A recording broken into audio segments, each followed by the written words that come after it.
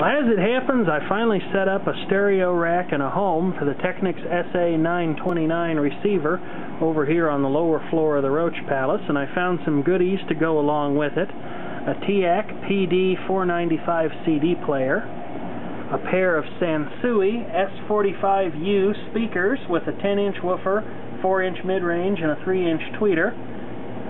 They claim to have an auto-resetting overload protector and a maximum input power of 85 watts, which gives them a little bit of headroom over this thing's reported 50 watts per channel worth of output. And I do think I've made a bit of headway into why perhaps these things aren't as long-lived as they could be, these Technics miniature stereo receivers of the 1980s. It seems to me that they feed the power amplifiers in these things, which already are known not to be that robust to start with. Seems to me they feed them with a pretty hot signal, because when I'm playing the radio or a CD, if I turn the volume control up to 2 out of 10, I can get it to the point where it's almost maxing out this power level meter. Now, I don't know how accurate that meter is, and I've looked at it in the service manual, and I really think it's just kind of taking a best guess. But I'll bet there's some degree of calibration. Anyway, this unit does have a very nice sound to it when it's driving those Sansui speakers. It'll really get to rocking if you ask it to, but obviously I've soft-pedaled it because I'd really hate to blow it up. I want to keep it nice. But that's not really what I wanted to focus on today, other than to say I found a nice little place to put this stereo receiver in the Roach Palace. And for those of you who are worried about the furnace over here, it's not presently in use. The gas is shut off. If I ever do put it in use, obviously I'm going to have to think about moving this. But there's not a whole lot of room on either side to move it to, so I may have to put it over on the other side of the room and move the couch or something. That's part of the reason, you know, assuming that the rest of the house's problems weren't enough of an issue. That's part of the reason why I really don't intend to keep the Roach Palace as a house, because it has serious issues, and really, it's just not big enough to keep me happy.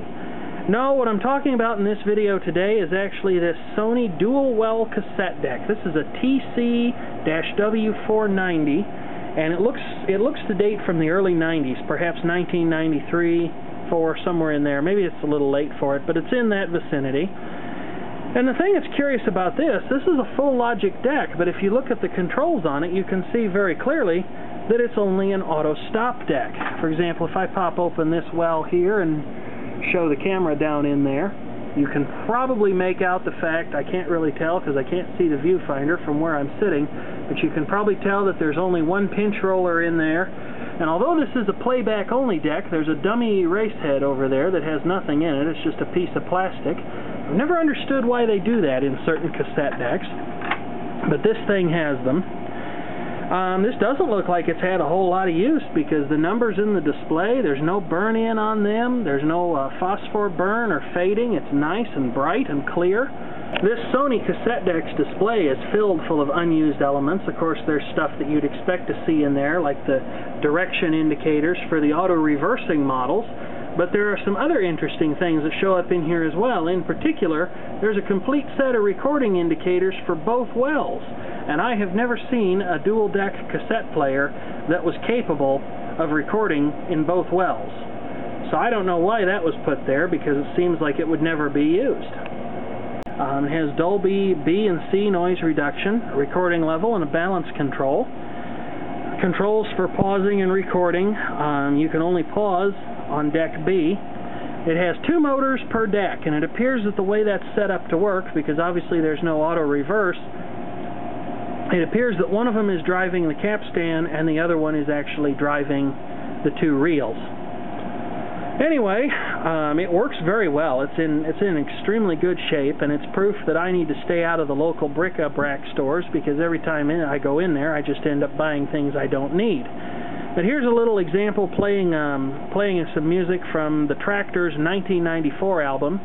The Tractors, it seems, were only ever known for Baby Likes to Rock It, but they had a lot of other good songs, and this particular tape, I'm not too familiar with any of their later work because I've never bothered to pick any of it up, but this particular tape and CD as well is a very strong album. It's got a lot of good songs on it, and this one is entitled The Little Man.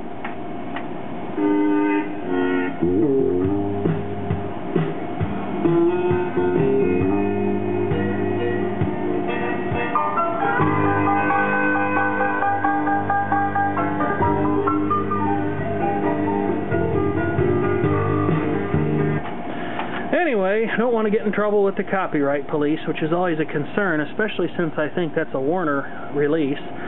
Oh, so we better not do that. But deck B works well, equally well as deck A does. This other recording, I had to get it ready here. It wasn't quite in the right place on the tape. This is a recording that was made off of the radio onto a chrome tape. And this deck actually auto-senses. I don't know if the A deck does or not. I assume it does. But this deck actually auto-senses, the B deck auto-senses the kind of tape that you have in it. And one of the things that it gives you right here is a headroom indicator on the recording level indicator. So if you have a normal or a chrome tape in there, it reads like this. And in fact, if you eject the tape, the reading changes.